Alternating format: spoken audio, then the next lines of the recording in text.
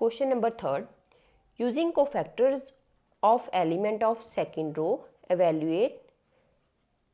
हमें जहाँ पे डिटर्मिनेंट को एवेल्यूएट करना है और हमें क्या यूज़ करना है, कोफैक्टर यूज़ करने हैं of element of second row. Means के जो हमारी सेकेंड रो है, सेकेंड रो हमारी ये वाली है, सेकेंड रो वाले जो कोफैक्टर्स होंगे उसके अबाउट हमें इसको एवेल्यूएट करना है। तो सबसे पहले हमें जहाँ पे किसकी ज़रूरत होगी, माइनर की ज़रूरत होगी। तो माइनर निकालते हैं। सारे माइनर नहीं निकालेंगे क्योंकि सेकेंड रो की बात हो रही है, तो वही वाले हम माइनर्स निकालेंगे। तो सबसे पहले निकालेंगे M21। तो जब हम M21 निकालते हैं, second row first column hide करनी होती है, second row first column hide, और एलिमेंट हमारे पास आएंगे 3823, 3823। क्रॉस मल्टीप्लाई करते हैं, 3 3 ज़ा 9 माइनस 8 2 ज़ा 16। जहाँ पे इसको सब्ट्रैक्ट कर लेते हैं तो आ जाएगा -7, क्योंकि बिगर नंबर के आगे हमारा नेगेटिव साइन है। देन हम निकालेंगे M22। M22 निकालते हैं तो second row second column element 5813, 5813। Cross multiply करते हैं, 5 3 ज़ा 15 माइनस 8, 15 में से 8 माइनस करेंगे तो आ गया 7। देन निकालेंगे M23, second row third column 5312, 5 2 ज़ा 10 माइनस 3 1 ज़ा 3, तो ये आ गया 7। अब हमें क्या करना था, कोफैक्टर्स निकालने हैं एलिमेंट ऑफ सेकेंड रो। तो कोफैक्टर निकालेंगे तो फॉर्मूला होता है AIJ -1 I + J into MIJ। सबसे पहले I और J की वैल्यू, I की वैल्यू 2, J की वैल्यू 1 निकालते हैं। 2 1 के लिए -1 2 + 1 MIJ, तो M21 -1 2 + 1 हमारा जहाँ पे हो जाएगा 3। M21 की वैल्यू हमारे पास है -7। नेगेटिव नंबर की पावर ऑड, तो आ जाएगा -1 इंटू -7। तो हमारा जहाँ पे जो A21 है उसकी वैल्यू आ गई 7। वैल्यू हमारे पास जहाँ पे इसकी आ गई है 7। नेक्स्ट हम निकालेंगे A, पहले A21 लिख देते हैं, आया है 7। नेक्स्ट निकालेंगे हम 22 के लिए, तो -1 2 + 2 और M22, -1 पावर होगी 4, M22 है तो वो है हमारे पास 7। नेगेटिव नंबर की पावर हमारे पास क्या है, इवन है, तो 1 इंटू 7 आ गया 7। तो A22 की वैल्यू आ गई है 7। देन नेक्स्ट निकालेंगे A23, -1 2 + 3 और M23, -1 5, M23 की वैल्यू 7 है। नेगेटिव नंबर की पावर ई ऑड है तो आ जाएगा -1 इंटू 7, तो -7। तो ये आ गया हमारी A23 की वैल्यू। अब हमें क्या करना था, इसको एवेल्यूएट करना था डिटर्मिनेंट को cofactor of element of second row के यूज़ करके। तो सेकेंड के लिए हम यूज़ करना है, तो क्या आएगा A21, A2 एलिमेंट और कोफैक्टर। देन एलिमेंट तो हमें सेकेंड रो के ही यूज़ करने हैं, तो आ जाएगा 2 2 cofactor and 2 3 and A23 cofactor. Element होता है फिर कोफैक्टर होता है, जब भी हमें एवेल्यूएट करना होता है तो वैल्यू पुट कर देते हैं। A21 की वैल्यू है 2, A21 की वैल्यू निकाली है 7, प्लस A22 की वैल्यू है 0, A22 की वैल्यू निकाली है वो भी 7 है, A23 हमारे पास 1 है और A23 -7, 7 2 ज़ा 14, ये हो जाएगा 0। 7 को 1 से मल्टीप्लाई तो -7 आ जाएगा, 14 में से 7 माइनस करेंगे तो 7, तो 7 आ गया हमारा फाइनल आंसर। हमें क्या करना था, cofactor of element of second row, second row के कोफैक्टर और एलिमेंट को यूज़ करके हमें इसको एवेल्यूएट करना था, वो हमारी वैल्यू आ गई है 7। इसको दोबारा से देख लेते हैं।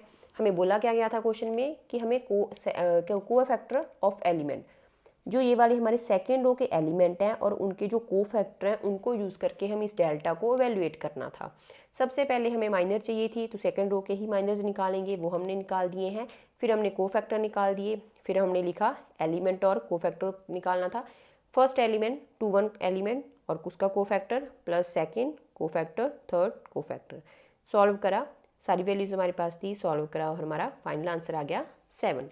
यही हमें इस क्वेश्चन में फाइंड करना था। अब हम चलते हैं फोर्थ क्वेश्चन के ऊपर। Question number fourth, using cofactor of element of third column evaluate delta. हमें जहाँ पे क्या करना है, cofactor of element, cofactor of element किसके यूज़ करने हैं, थर्ड कॉलम के, मीन्स के इस वाले की।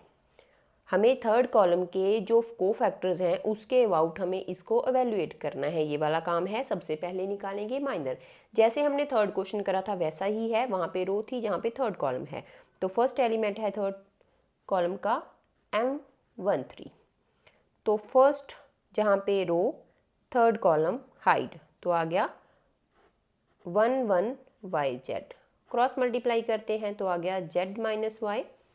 देन अगला निकालते हैं M23, सेकेंड जहाँ पे हमारी क्या होएगी, रो होएगी, थर्ड कॉलम होएगी, तो 1X 1Z, क्रॉस मल्टीप्लाई करते हैं तो आ गया Z माइनस एक्स। देन अगला निकालेंगे 3 3 का, थर्ड हमारे पास जहाँ पे रो है थर्ड ही कॉलम है, तो 1X 1Y, क्रॉस मल्टीप्लाई करेंगे तो y माइनस एक्स आ जाएगा। अब हमने कोफैक्टर तो निकाल ली, सॉरी हमने माइनस निकालनी है, अब निकालेंगे कोफैक्टर, क्योंकि जब भी हमें कोफैक्टर निकालने हैं उससे पहले हमें उसके माइनस निकालने पड़ेंगे। तो सबसे पहले निकालते हैं A13 के लिए कोफैक्टर, -1, i की वैल्यू 1, j की वैल्यू 3, देन M13 की वैल्यू हमारे पास है z माइनस वाई, पुट कर देते हैं, negative number power even positive हो जाएगा, तो A13 की वैल्यू आ गई z माइनस वाई। देन अगला निकालेंगे हम A23 के लिए, -1 2 + 3 और M23, -1 पावर है 5, M23 की वैल्यू है z माइनस एक्स। तो A23 की वैल्यू कैसे आएगी, नेगेटिव नंबर की पावर जहाँ पे ऑड है तो -1 आ जाएगा, -1 × z माइनस एक्स। -1 को मल्टीप्लाई करेंगे इसके साथ तो जो नेगेटिव पॉजिटिव है वो नेगेटिव हो जाएगा और जो नेगेटिव है पॉजिटिव, तो आ जाएगा x माइनस जेड।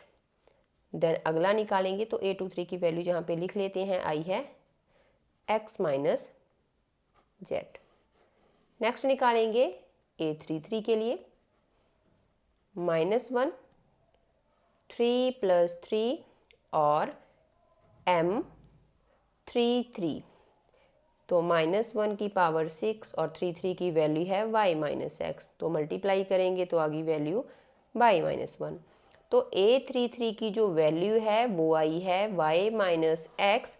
अब हम क्या करेंगे, थर्ड कॉलम के अबाउट हमें क्या करना था, इसको एवेल्युएट करना था, तो वो लिख लेते हैं A13 प्लस पहले एलिमेंट फिर इसका cofactor, then third element A33 फिर एलिमेंट और फिर है कोफैक्टर। अब हमने जहाँ पे क्या कर लिया है, जो थर्ड कॉलम के अबाउट हमें क्या करने हैं, कोफैक्टर और एलिमेंट का निकाल के इवेल्युएट करना है, उनकी वैल्यू हमारे पास है और पुट कर देते हैं। सबसे पहले 1 3 है तो जहाँ पे आ गया YZ एलिमेंट, फिर कोफैक्टर था A13 हमारे पास Z minus Y, then A23 तो A23 हमारे पास है ZX और A23 हमने निकाला है X minus Z, plus A33 हमारे पास है XY और A33 हमारे पास क्या है Y minus x. Values put करी हैं, इसको वैल्यूएट कर लेते हैं। सबसे पहले इनको अंदर मल्टीप्लाई करेंगे YZ², देन जहाँ पे आ जाएगा y का square z, then plus ZX² और माइनस Z²X प्लस XY² और माइनस X²Y। अब हम क्या करेंगे, जहाँ पे इनको रीअरेंज कर लेते हैं, रीअरेंज हम ऐसे करेंगे ताकि जहाँ पे एक हम क्या करेंगे X² वाले पहले इकट्ठे कर लेते हैं। X² वाले एलिमेंट हैं हमारे पास ZX², ताकि कोई ना कोई फॉर्मूला बने, फिर हम लिखेंगे जहाँ पे माइनस X²Y, देन उसके बाद हमारे पास एलिमेंट है minus Z²X, then plus Y square plus Y Z square और माइनस वाई स्क्वायर जेड। इसको हम नेक्स्ट पेज पे सॉल्व करते हैं बाकी के पार्ट को। यहाँ पे समझ लेते हैं हमने क्या करा। हमें फाइंड करने थे कि जो थर्ड कॉलम है उसके जो को फैक्टर्स हैं उसके अबाउट हमें इसको वैल्यूएट करना था। पहले हमने माइनर्स निकाले हैं, माइनर हम सिर्फ थर्ड कॉलम के रिलेट ही निकालेंगे, फिर हमने को फैक्टर निकाल दिए। अब हमें इवेल्यूएट करना था तो आ गया कि थर्ड कॉलम के एलिमेंट और उसके को फैक्टर्स और उनका सम। जहाँ तक मैंने वैल्यूज़ पुट कर दी हैं इनको सिंप्लीफाई करा है, बाकी के पार्ट को हम नेक्स्ट पेज पे सिंप्लीफाई करते हैं। इसको हमने फोर्थ क्वेश्चन के आधा पार्ट हमने लास्ट पेज के ऊपर सॉल्व कर लिया था, इसको हम आगे सिंप्लीफाई करते हैं। सबसे पहले जहाँ पे जेड एक्स स्क्वायर है, एक्स स्क्वायर कॉमन निकल जाएगा, वैल्यूज अंदर बचेंगी जेड माइनस वाई। जहाँ से इन दोनों में हम क्या कॉमन निकालेंगे, एक्स कॉमन निकालेंगे। हम ऐसे कॉमन निकाल रहे हैं कि जो ब्रैकेट में वैल्यूज आ रही हैं वो जेड और वाई आई। तो जहाँ पे आ जाएगा हमारे पास जेड स्क्वायर, नेगेटिव साइन हो जाएगा क्योंकि नेगेटिव बाहर निकाला है, ये साइन नेगेटिव बन जाएगा, तो माइनस वाई स्क्वायर प्लस जहाँ पे भी वाई जेड है, जहाँ पे भी वाई जेड, तो कॉमन निकाल लेते हैं, टर्म्स बचेंगी जेड माइनस वाई। अब हम क्या करेंगे, जहाँ पे इस टर्म को एज इट इज लिखेंगे, जहाँ पे हमारा फॉर्मूला लग जाएगा ए स्क्वायर बी माइनस बी, ए स्क्वायर माइनस बी स्क्वायर का फॉर्मूला जो होता है ए प्लस बी और ए माइनस बी के इक्वल। वैल्यू पुट कर देते हैं, जहाँ पे फॉर्मूला लगा देते हैं, तो जेड प्लस वाई और जेड माइनस वाई, और जहाँ पे आ जाएगा plus Y Z, Z minus Y. अगर हम देखें तीनों के साथ ही हमारा Z minus Y, Z minus Y, Z minus Y आ रहा है, तो इसको कॉमन निकाल लेते हैं। अंदर की जो टर्म्स बचती हैं एक्स स्क्वायर माइनस एक्स, जहाँ पे बचता है Z minus Y plus Y Z. Z minus Y as it is लिखेंगे, X square minus X Z plus X Y plus Y Z. अब हम जहाँ पे इसको भी सिंप्लीफाई करेंगे, सिंप्लीफाई कैसे करेंगे, जहाँ पे जैसे हम कॉमन निकाल सकते हैं, तो जहाँ से हम y कॉमन निकाल सकते हैं और जहाँ से हम क्या कर सकते हैं x को कॉमन निकाल सकते हैं। तो z माइनस वाई, जहाँ से कॉमन निकलेगा x और जहाँ पे आ जाएगा x minus Z.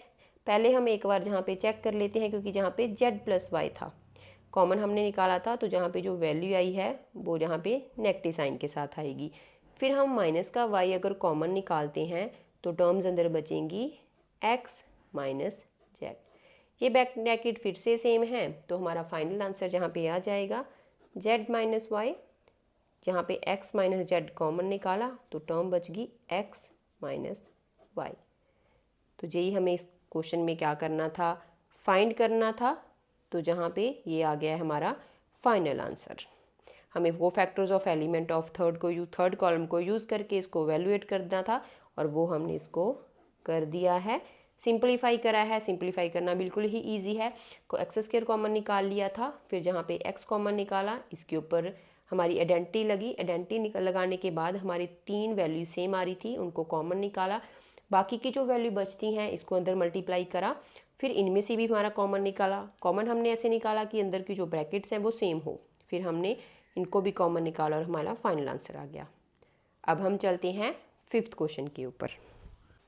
Question number fifth, हमें जहाँ पे डिटर्मिनेंट गिवन है एंड aij इज को फैक्टर और स्मॉल aij को फैक्टर ऑफ aij, मीन्स के जो कैपिटल aij है वो क्या है, एलिमेंट के aij के को फैक्टर्स हैं। हमें जहाँ पे क्या करना है, then value of delta is dash. तो हमें जहाँ पे 4 ऑप्शंस गिवन हैं और उन ऑप्शंस में से हमें जहाँ पे क्या करना है, फाइंड करनी है वैल्यू। तो सबसे पहले हमें 4 ऑप्शंस ए बी और सी डी गिवन है। तो जैसे हमें क्या करना है, पता है कि जो को फैक्टर और उनके एलिमेंट होते हैं उनका ऑर्डर सेम होता है। तो अगर हम फर्स्ट पार्ट को चेक करते हैं, जहाँ पे है A11, जहाँ पे है 31, तो A11 होगा, तो जहाँ पे भी 11 आना चाहिए था, तो जे वाली ऑप्शन तो नहीं होएगी। सेकंड ऑप्शन को देखते हैं, जहाँ पे A11 है, जहाँ पे भी है। नेक्स्ट देखते हैं, जहाँ पे है A21 बट जहाँ पे है A21, तो जे वाली ऑप्शन भी नहीं होएगी, क्योंकि जहाँ पे एलिमेंट और जो को फैक्टर्स हैं वो सेम आने चाहिए, उनका ऑर्डर सेम होना चाहिए। देन थर्ड पे चलते हैं, जहाँ पे है 2 1, जहाँ पे है 1 1, यहीं से क्लियर हो गया जी, ऑप्शंस नहीं होंगी। फोर्थ ऑप्शन को चेक कर लेते हैं, एलिमेंट है, कोफैक्टर है, एलिमेंट एंड कोफैक्टर। तो एलिमेंट एंड कोफैक्टर का जो ऑर्डर है वो सेम है, 1 1 1 1, 2 1 2 1, 3 1 3 1।